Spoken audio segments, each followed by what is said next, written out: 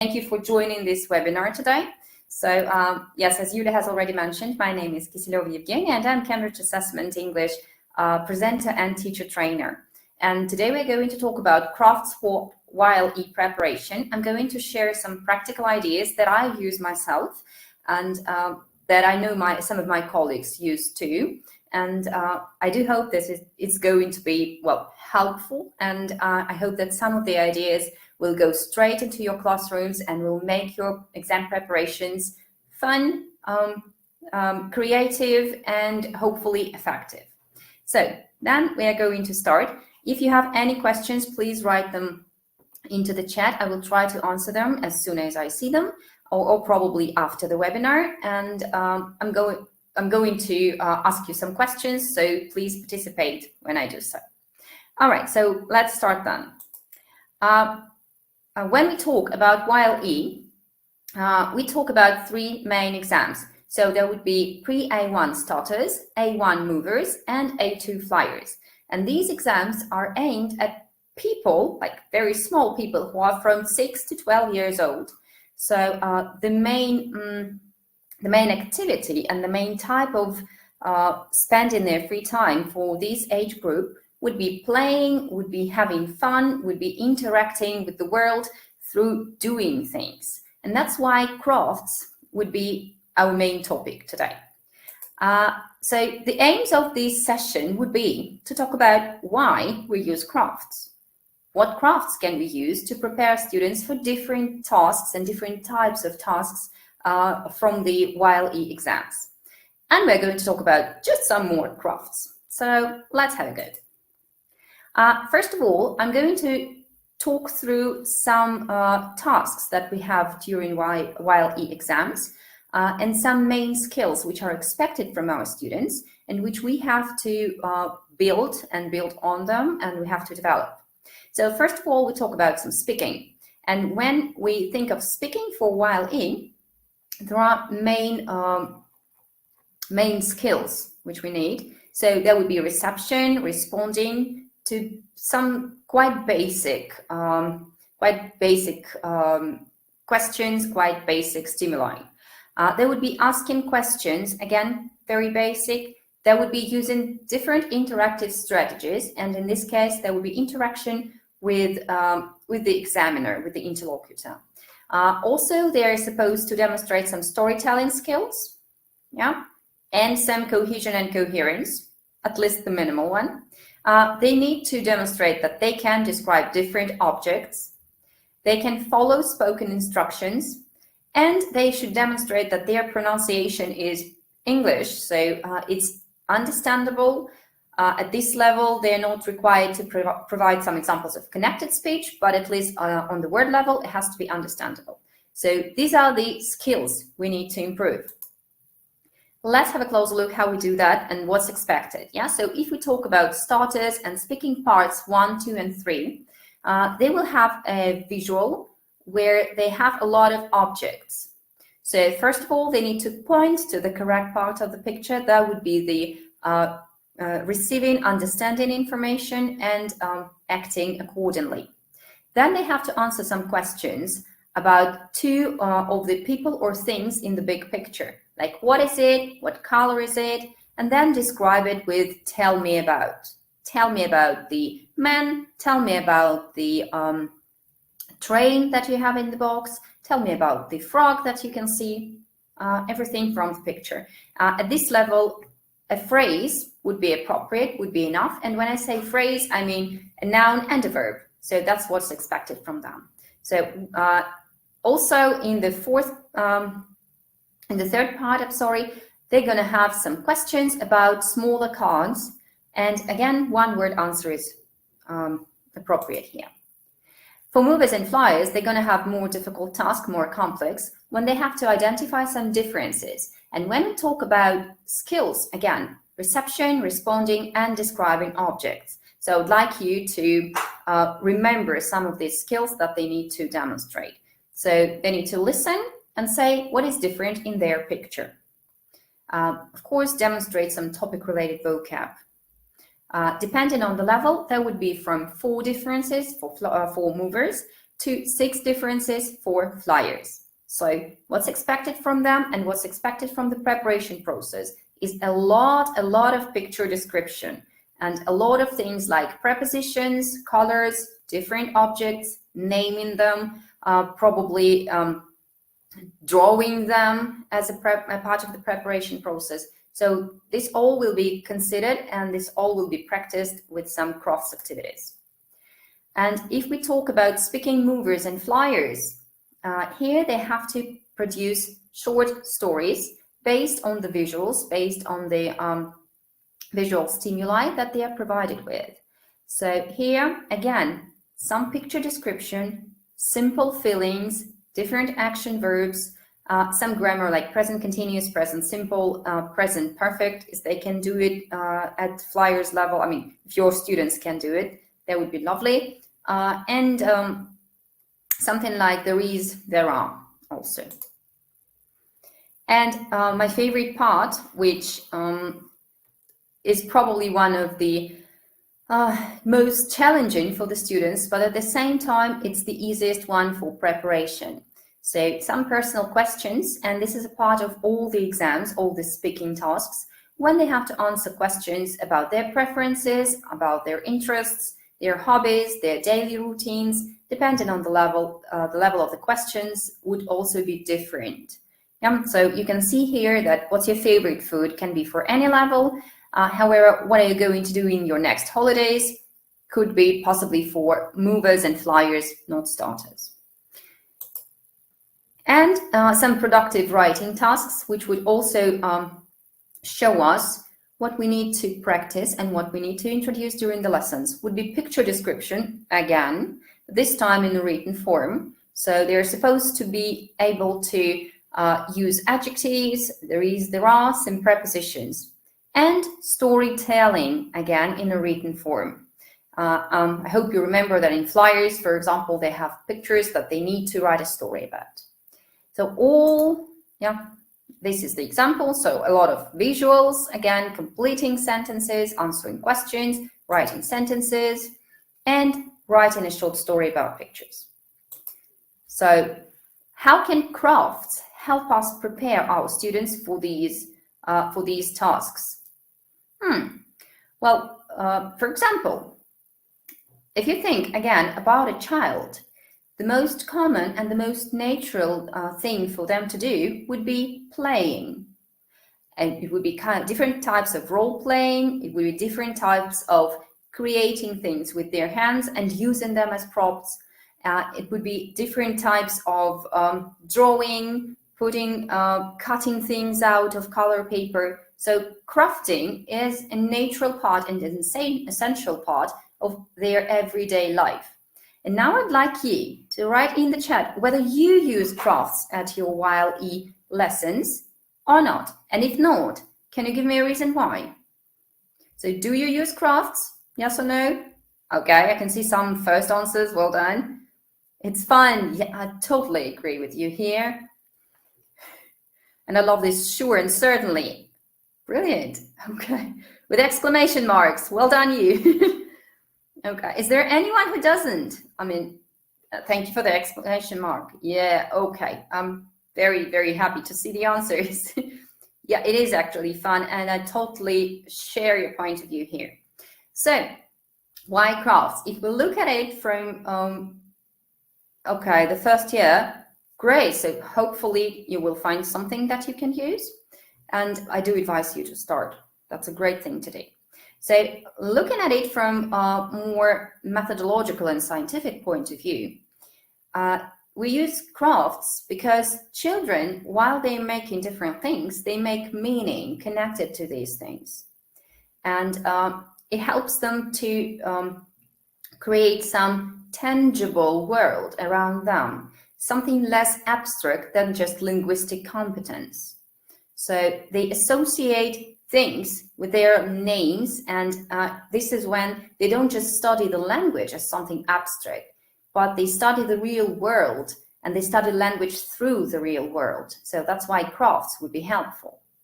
And they do have very limited experience, especially like 6-7 year olds, very limited experience in learning and quite limited life experience. But crafts would help them extend this experience and explore the world around them. Of course, it depends on the type of crafts, but still, this is something that develops like the whole child. This is quite a holistic approach here. Again, children acquire the language through some meaningful tasks. You can use the course book, and it's a lovely thing to do. But if you just spice up your course book with some crafts, it will only help your child to develop better. So this is one of the reasons again. It is important to know and to notice that they have very limited linguistic experience and very limited linguistic competence. But through crafting, through creating things, this limited language becomes a tool to get to something bigger, to get to something which has material presence, to create the final product. And language here is not just the aim, like to learn some words, for example, or to describe a picture, but language here serves as a tool. And while doing things, you might learn a lot of new words, like fold it, or take the glue, cut it with your scissors, and things like that. So it also develops the linguistic competence, and it also broadens their horizons. And one of the most probably important things about crafts is it's like in art. There's no right or wrong answer. And the child can really get off the beaten track and be creative and demonstrate their personality here without the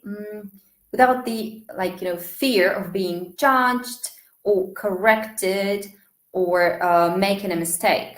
And it is helpful for the exams also, because as you know, the exams are designed in a very motivating way. And sometimes I know cases when students come to these exams and they are so, nervous and reserved just because they're afraid of making mistakes. So crafts would more or less help us get rid of this fear. And also, I've seen it in your answers. It is motivating and fun. And this is probably one of the main reasons for using them. So I hope I managed to convince you. If you haven't been convinced yet, we're going to have a look at some of the crafts which I suggest. And my main aim for this seminar, for this webinar, was to think of the ideas, craft ideas, which would require minimal to zero preparation. And I'm not going to talk about some complex crafts when you need a lot of materials. In our webinar, we'll talk about things which can create with all the materials I think everybody has in their young learners classroom. So that's gonna be some just usual white paper, some color paper, scissors, felty pens, crayons, some glue at some points, and this. This is, I hope you can recognize it. I hope you can see me, yeah? Can you recognize what this is? I think everybody has it at home.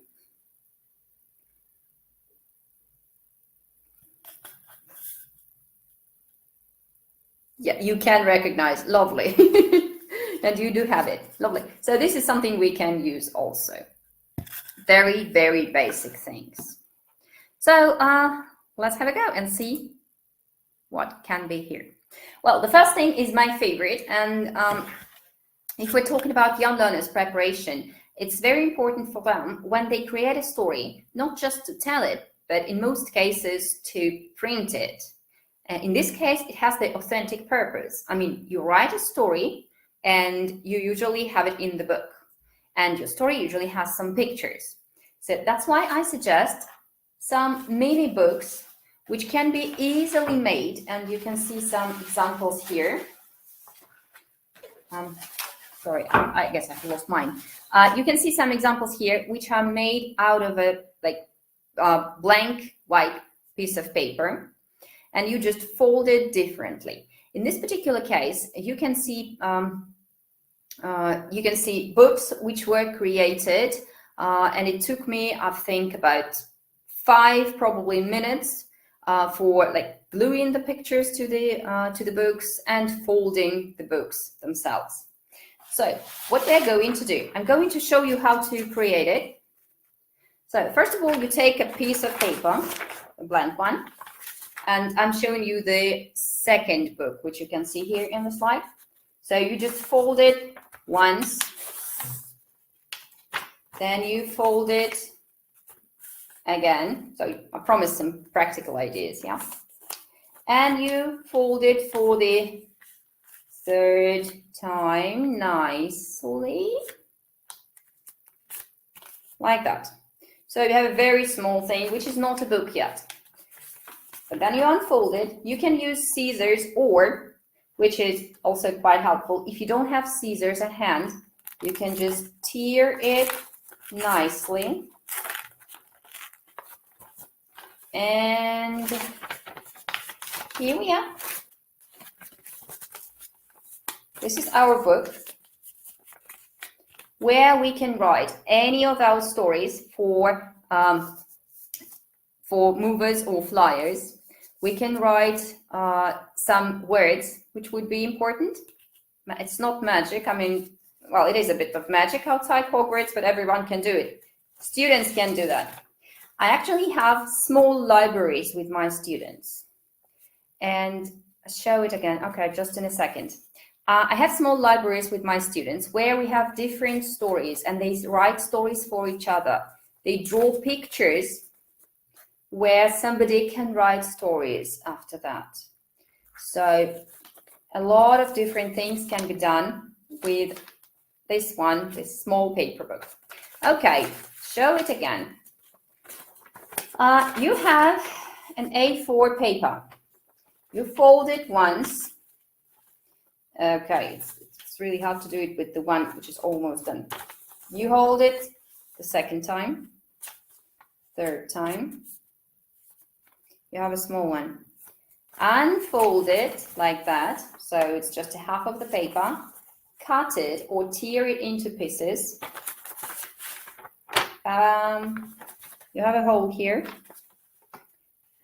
Fold it again. Hold. And you got a book. You will have the recording of this webinar, so you can do it and practice as many times as you like. But it does work in the end. Well, this is helpful for different types of stories. And if you look at the slide, you can see that I have pictures from, I have pictures from movers. These are pictures from the sample tasks. So we just put the pictures on the book and we wrote down some stories. 3-5 minutes. We do it together with the kids, and they already are motivated to write something. So this is their own book. Okay, move on then. This is one of the activities which I suggest you try. And if you look at the slide, so the name of the activity is "Can I take your fingerprints?" And if you look at the slide, you can see that the black and white pictures were taken from the book. When I initially started introducing this activity to my lessons. And I expected something as beautiful as you can see in the black and white pictures.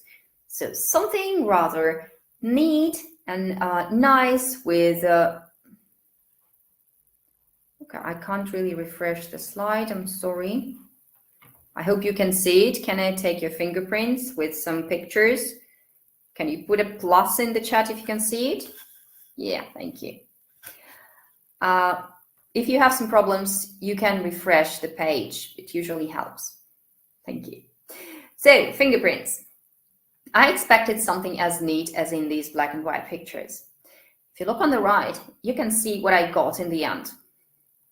I don't really know how my students managed to figure out what it is. I mean, out of a fingerprint, this could be an ugly duckling. We also made a story, so somehow they thought it's a duckling.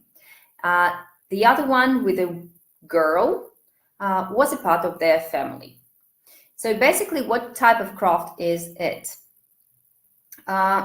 You take some paint, you put your finger into this paint, and then you just stamp on a piece of paper. It can be done as in this, give me a second, sorry.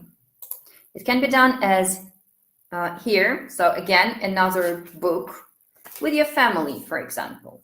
Or you can draw different animals. It depends on your vocabulary that you're taking at the moment. How can it help us for the exam preparation? So first of all, it works well with the tell me about, because sometimes it's really difficult to figure out what is drawn there. And the most natural thing to do is to ask, like, okay, what is it? It's a frog. Oh, tell me about this frog, because obviously I'm not sure I understand where the legs are, like the eyes and so on. And it's a natural thing for the kid to explain what and where you can see in the picture. It also helps with the personal profile, because again, we can create their family. We can create a family portrait using just fingerprints, of course, not just the thumb, but all of them. They just stamp it and draw what is necessary there, depending on what they see there. And I have to admit, the things they see are very creative. I mean, very surprising at times.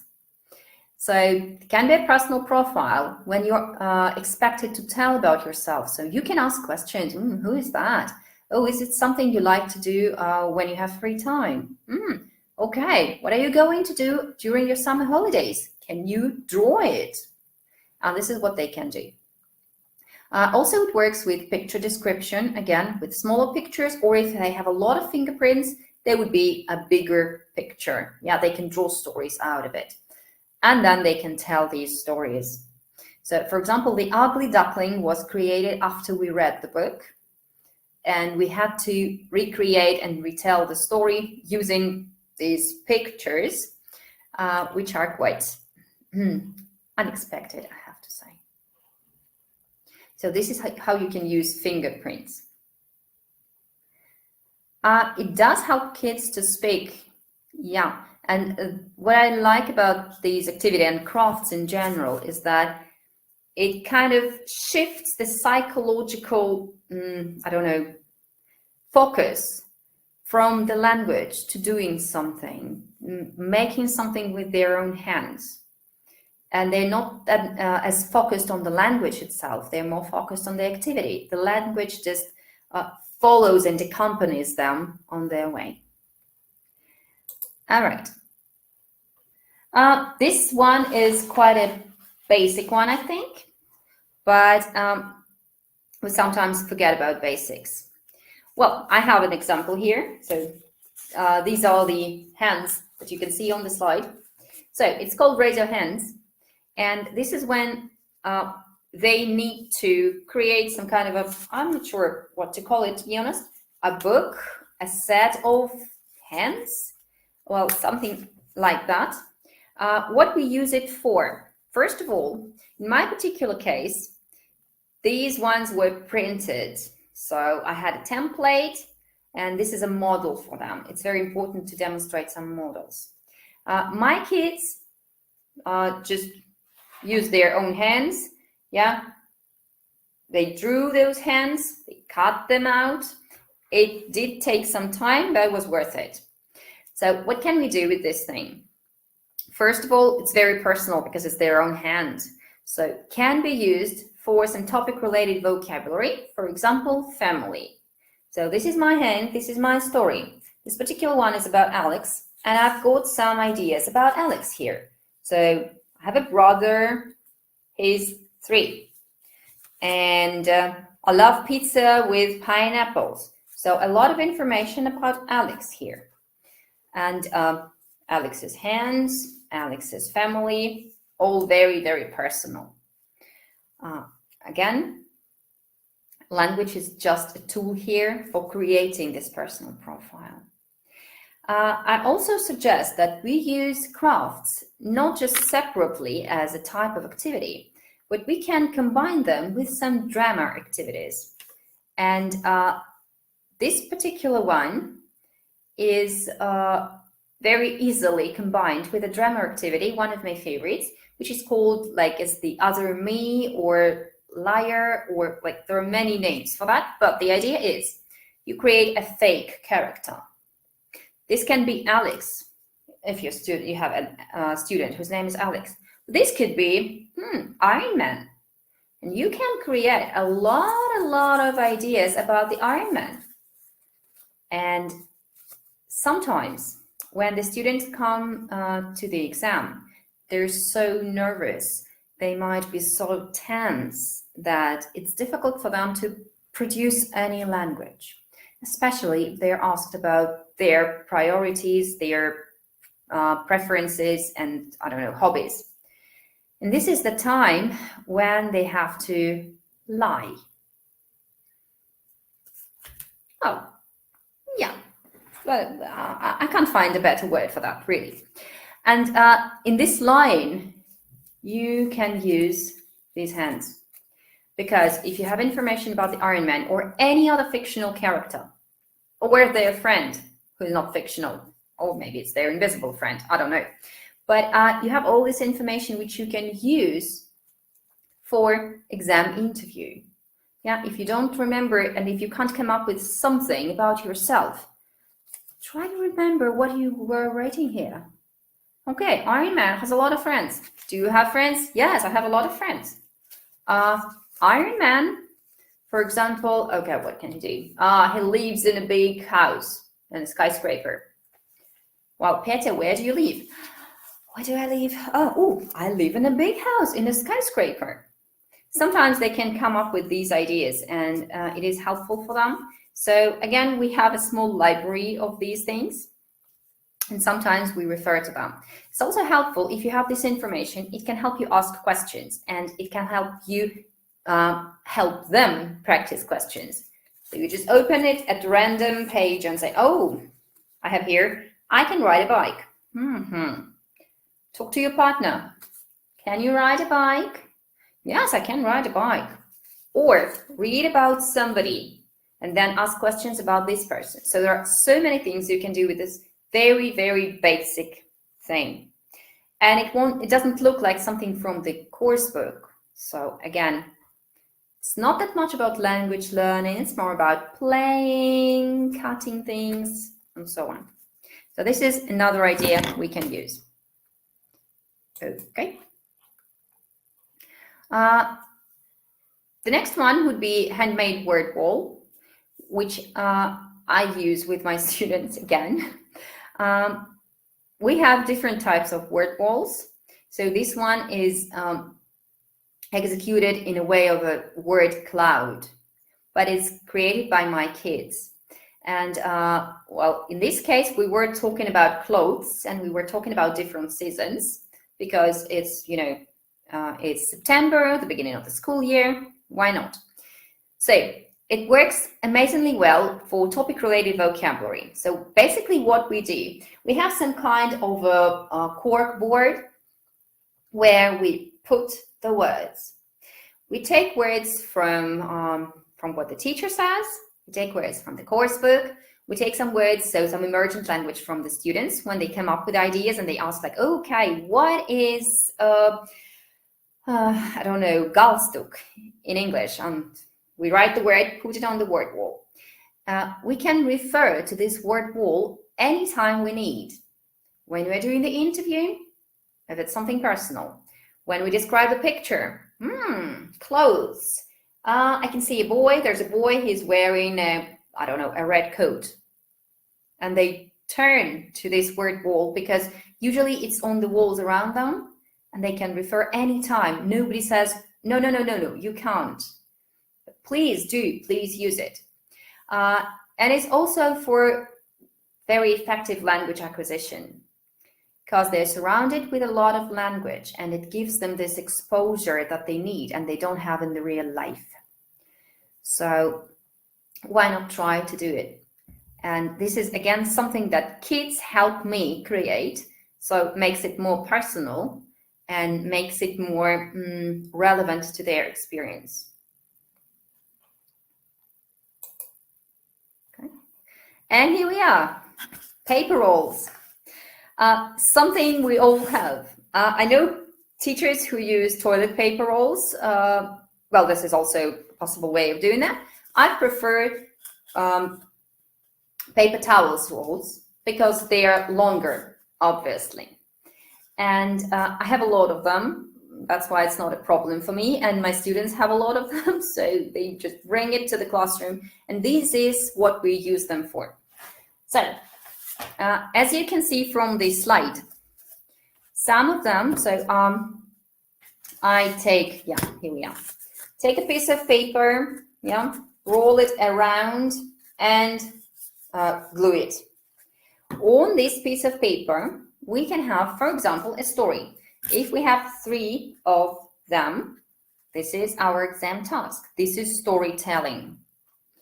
And I ask my children to draw a story in 3 pictures. Can be any type of story they can make up within the context, if you like. It can be any type of story that they read about from some favorite books, from the text also. It can be the same story in the as in the text, or they can change it a little, depends on them and what you want from them. They draw these pictures. They swap the roles and draw another set of pictures. Then again, and a new set of pictures. It can be the same story, or what makes it more interesting, different stories. Then it becomes some kind of a substitution table. So they can move these parts, remove these parts, and they can create a lot of new stories, sometimes quite crazy ones. But I love some, craziness in the classroom. It makes things more memorable. So they can create new stories. They basically have to tell these stories. And when we speak about the exam preparation, that's exactly what they're expected to do, right? They need to tell a story. They have 3 pictures, and this is their story. If it's flyers, they can have 4 pictures. Can be used for both, for like speaking and for writing. It will help them think about details. It will help them think about the consequence of the events in the story.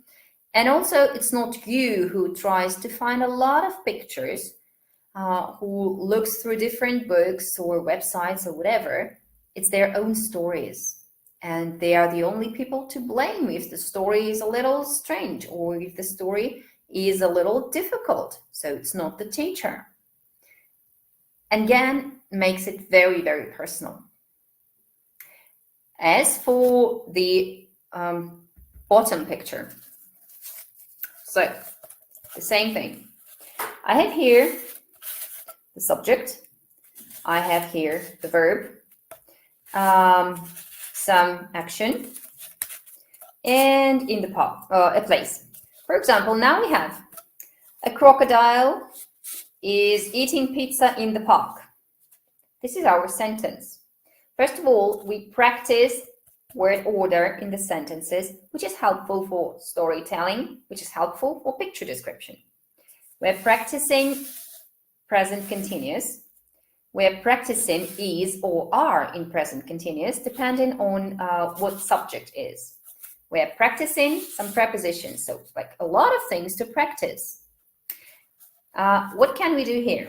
A lot of things again. First of all, it can be just a simple picture description. They look at the visual and they need to make sentences about it. So it's a ready-made one. They can create their own.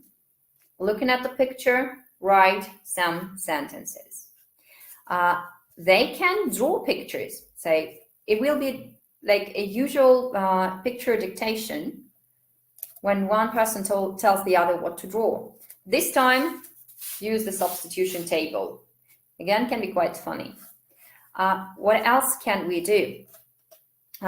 We can listen and create the same sentence, for lower level students, for weaker students. We can ask our students to add some more ideas here, to write more sentences. We can ask the students to complete the gaps in the prepositions and then again make some sentences. We can ask them to find differences in the pictures. Again,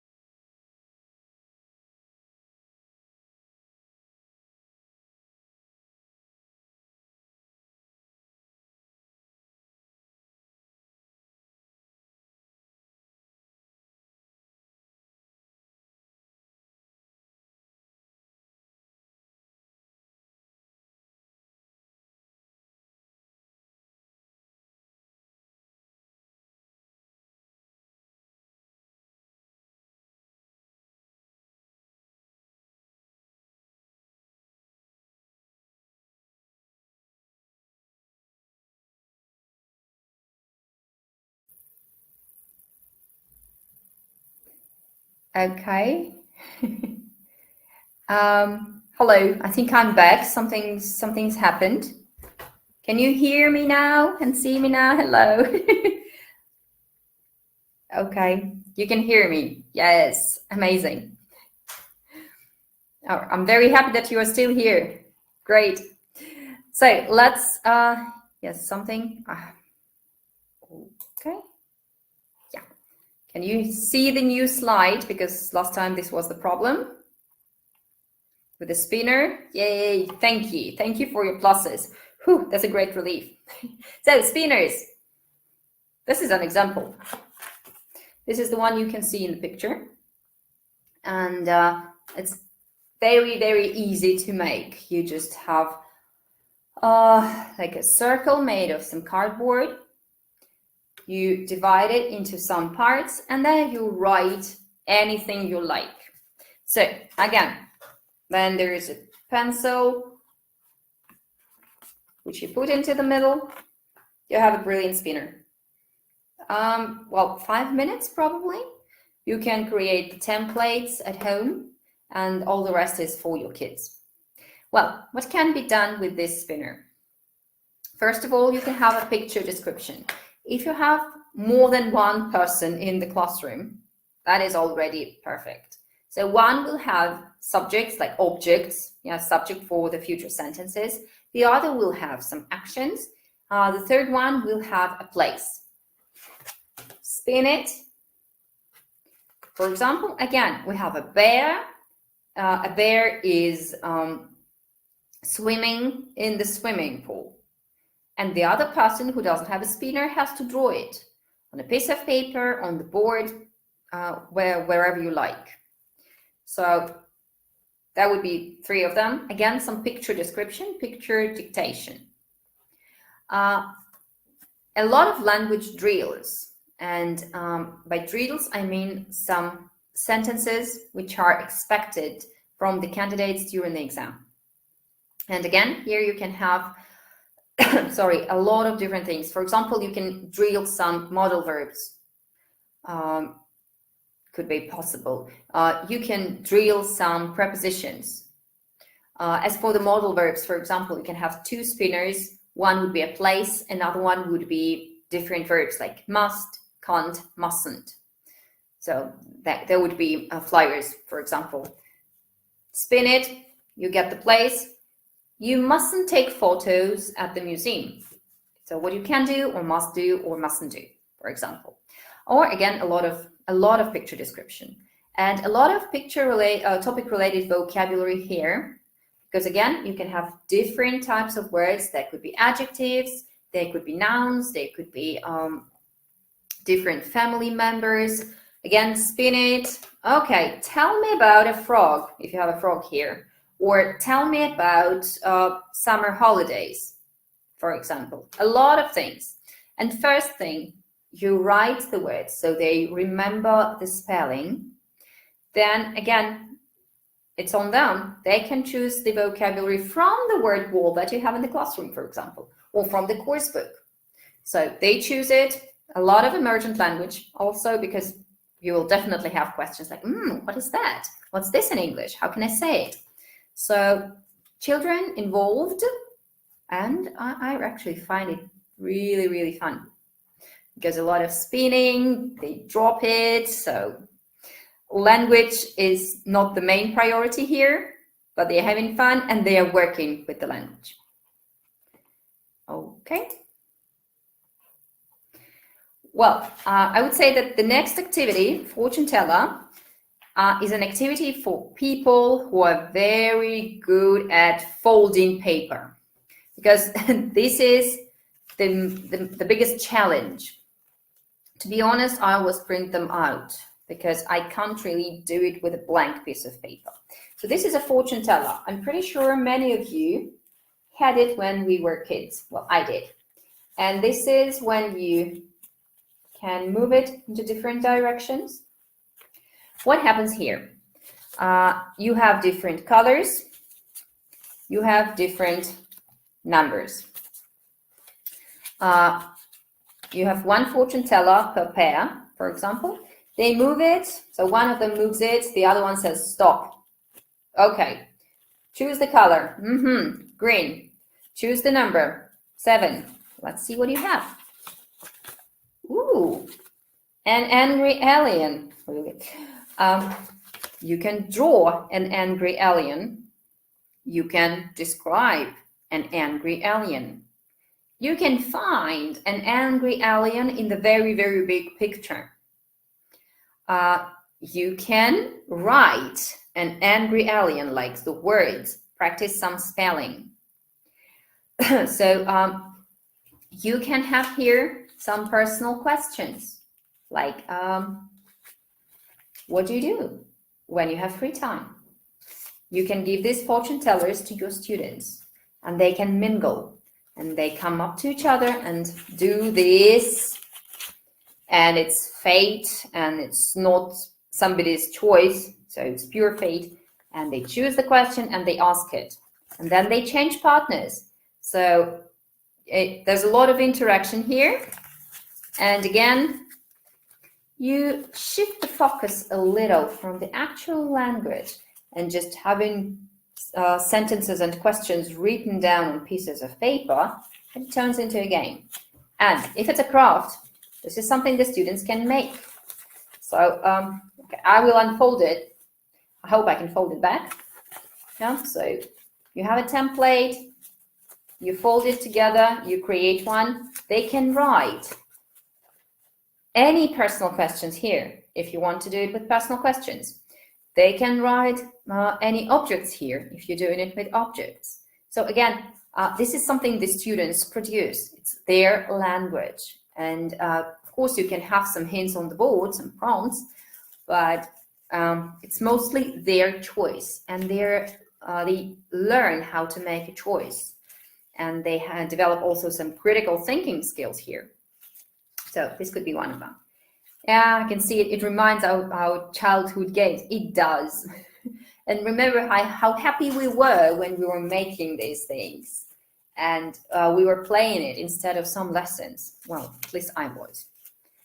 Okay, so again, storytelling, picture descriptions. It does work for some preparation. It doesn't take much time. I have the instruction here.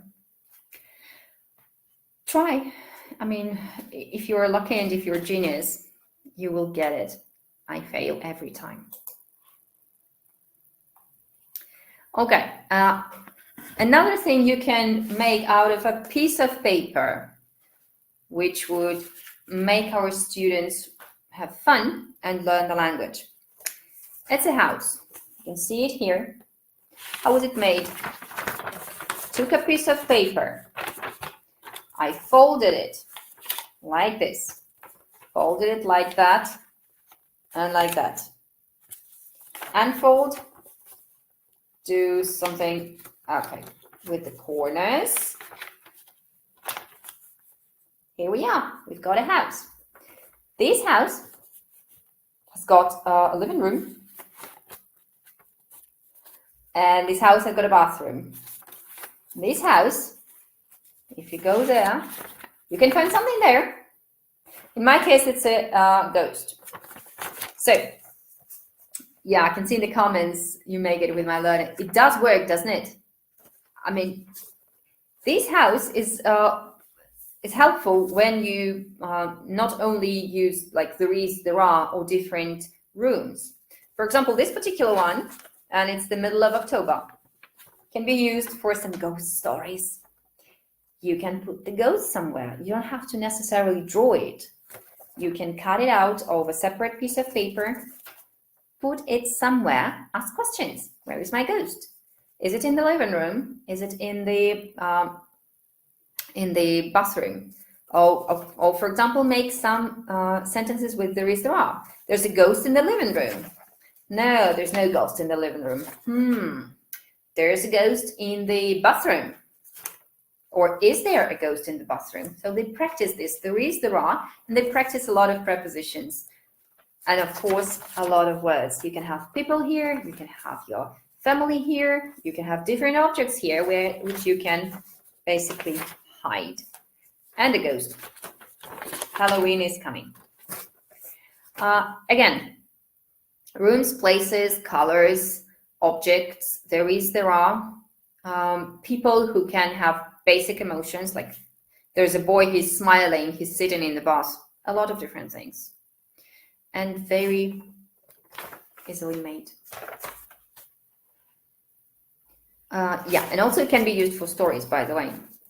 So I entered the house, or Bill opened the door, came to the living room and screamed because he saw a ghost. You can tell the story. All right. And I think this is going to be the last one for today. Do you ever use Labbooks? Do you create Labbooks? Do you know what a Labbook is? Can you say something in the chat? Labbooks. Yes, no, why? Yes, good. I have very experienced users today. Okay. So yes, and they are super great. So some ideas how to create a Labbook. So some plan. If you haven't tried it yet, please try. If you have, well done you. I'm going to show you an example, which we will see later on the slide. So this is a very basic one, again about seasons. This is the beginning. We're just starting to create it. Sometimes it takes too much time. I can see the comment. Yeah, it does. The thing is, we do not do it as a one lesson thing, one lesson project. For example, this particular one is about seasons, and we are going to put there a lot of things like clothes, a lot of things like weather types. What else do we have here? Different puzzles, different activities we can do at different times of year. And it's not for one lesson. So what I do is basically we create the Labbook. We stick some pictures there. This is the very beginning, like the first lesson. Then every lesson we take a topic. So there would be weather. And then at the end of the lesson, we just stick something about weather. All right. The next lesson, or after 2 lessons, when we've covered activities, we add something to the Labbook. This would, in my case, there would be some material for revision, future revision, when we finish the unit, when we finish the topic. Because yeah, if you start doing it within one lesson, might take a lot of time. And a lot of time will be taken for cutting things and gluing things to the Labbook. That's why, in this case, preparation will take some time. You're going to have to find some, envelopes, some beautiful things, some things that you can fold and open. So it does require some preparation, I would agree. But anyway, it accumulates all the material you're covering, and it's easier for you to refer to it. So some basic rules of a Labbook. First, you choose a topic. In my particular case, scissors. Then you plan the content. You can do it, and you're recommended to do it with your learners. What would they like to add? Do they want some puzzles? Do they want some pictures, some tasks for another group, for example? Then you plan the layout, so where you put things on different sides, like on the top or somewhere else. Then gradually you put the materials, or you just like put the plan and then you add the materials lesson by lesson. And the best thing about Labbook is that you have something to present and share. So they can do it in pairs, they can do it in small groups, and then they present them to others. And that again makes it very authentic, because why should we create a project or something like that? Why should we study language if we can't share it? And with a Labbook you can. So yeah, this is just an example, and we are just starting this one.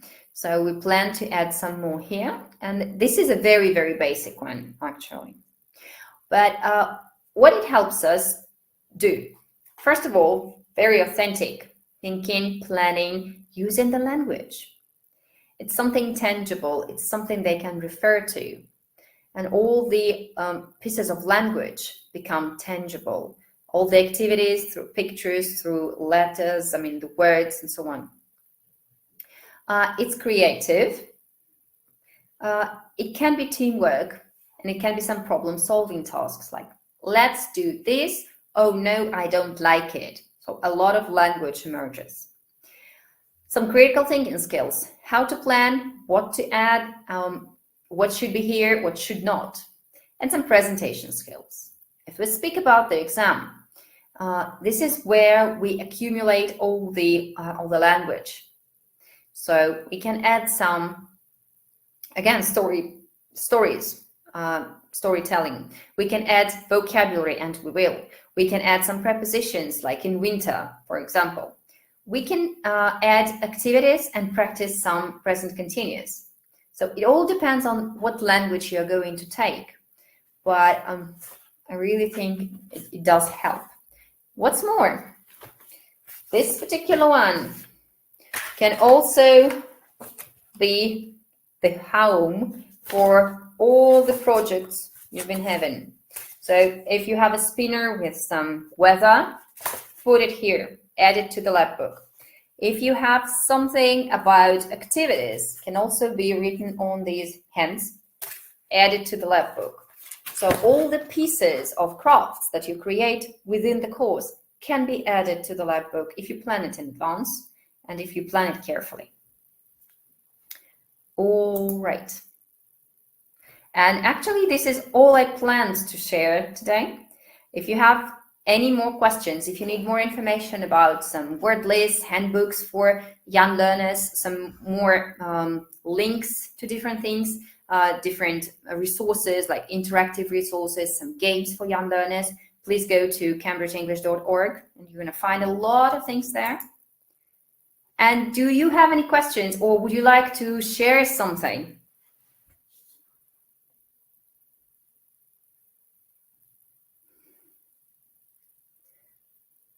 Thank you. Okay, thank you for your thank yous. The last thing I would like to ask you, please, a minute for reflection. Which activity do you plan to take to your classroom, like this week, next week, this month? Let's have a little plan. So choose one activity from this webinar. Which will you take? Fortune teller, thank you. Okay, fortune teller is the top today. Okay. Online. How to, okay. Oh, wow, a lot of questions. So, work online, it depends. you can ask your kids to do something. Not all of them work online. Yes, I have to admit that. If we're talking about different things like Labbooks, you can create them on, not like a physical one, but on different resources like online boards. I prefer Miro for that. For example, they can add pictures. Most of the kids can do that with help of their parents sometimes. As for the house, for example, I think they can create it online if you do it together. And they can show you the way I am showing it to you now, and they can tell you about the house, which is even better because if it's offline, they will just take each other's houses. But online, they will need to show it and tell. If we speak about different mini books, also can be done online, and then just show and share. As for fingerprints, for example, well, take a photo of them, send it to the WhatsApp chat, for example, and tell something. Of course, crafts are great because it's doing something and it's making things with your hands, and it works much, much better offline. Well, some of them can be done online, but unfortunately, well, not all of them. I have to admit it, definitely. Okay, there was something else I wanted to say. How often crafts should be used? It's up to you. I mean, depends on your kids, depends on you. And I mean, if you use it every time, I'm not so sure they will be like great fun for them, but they will, I mean, get used. So the novelty will wear off a little. But if you know your kids, why not? I mean, it all depends on you. There's no universal one. Fingerprints, fortune teller, spinner, paper rolls. Okay, Labbook. Just try Labbooks, they're great. Posters. Okay. Well, anyway, well, thanks a lot. Thanks a lot for being here. Take care, stay safe, have fun with your students, prepare your students online or offline, and I hope you have great results with your students. If you have any questions, so you can always refer them to Cambridge Assessment English. And I hope, yeah, it was helpful. Thank you very much for being active.